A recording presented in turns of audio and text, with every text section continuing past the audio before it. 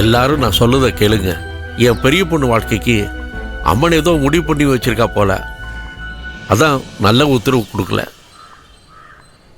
இல்லை சிதம்பரம், நான் இன்னொன்று சொன்னா கேப்பியால? என்னடா என்னடா சொல்ல போற? நாம ஆசைப்பட்டது நடக்காம போச்சு. என் புள்ள அப்படி சொல்லுத?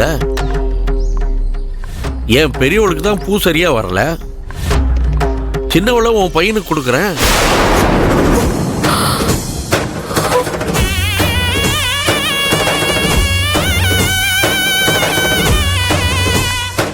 பொண்ணுக்கே உத்தரவு வரல, இவரு 2வது பொண்ணை கொடுக்கறேன்னு சொல்றாரு. கடவுளே, ஏதாவது பிரச்சனையாயிட போகுது.